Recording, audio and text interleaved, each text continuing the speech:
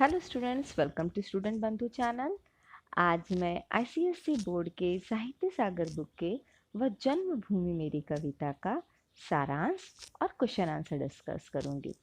इसके आगे के वीडियोस में मैंने लाइन टू लाइन एक्सप्लेनेशन दिया है और कवि परिचय दिया है। इन दोनों वीडियो का लिंक नीचे दिया हुआ है।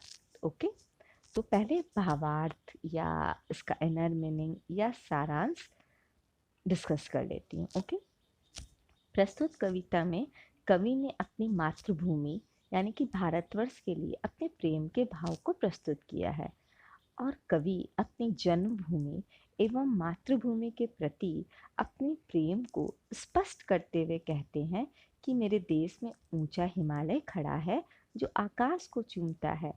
हिमालय के चरणों को समुद्र चूमता है। गंगा, जमुना, त्रिवेणी पवित्र नदियां बहती हैं। यही मेरी स्वर्ण भूमि है, जन्मभूमि है एवं पुण्य भूमि है। इसका प्राकृतिक सौंदर्य भी अनुपम है। झरने बहते हैं, चिड़ियां चहकती है, आमों के घने बागों में कोयलें गाती हैं, मलय पर्वत की हवा बहती है। यह मेरी धर्म भूमि है, कर्म भूमि है। यही वो धरती है जहाँ राम सीता ने जन्म लिया, श्री कृष्ण ने बांसुरी की धुन सुनाई, गौतम भगवान ने जन्म लिया जिसने कि संसार का मार्गदर्शन किया। इस प्रकार कवि ने अपने मातृभूमि भारत के प्रति अपना प्रेम भाव, श्रद्धा भाव एवं भक्ति भाव व्यक्त किया है।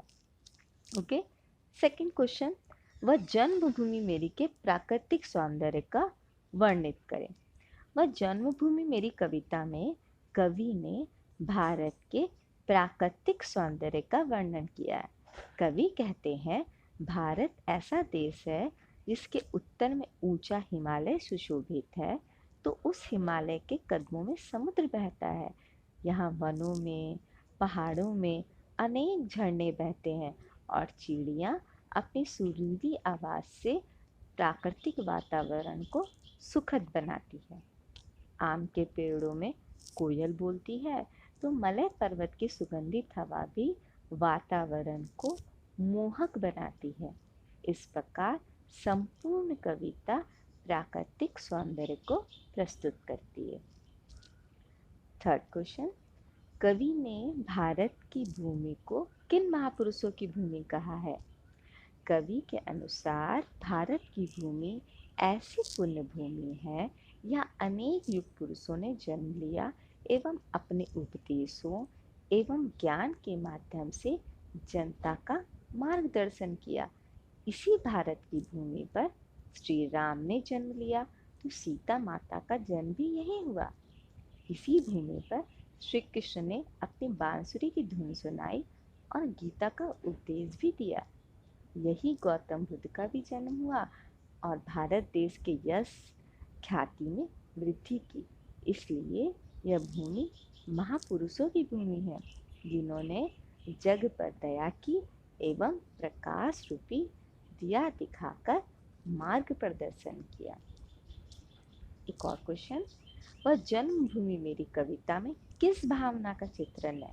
आंसर, प्रस्तुत कविता में कवि ने देश प्रेम, राष्ट्र प्रेम की भावना का चित्रण किया है।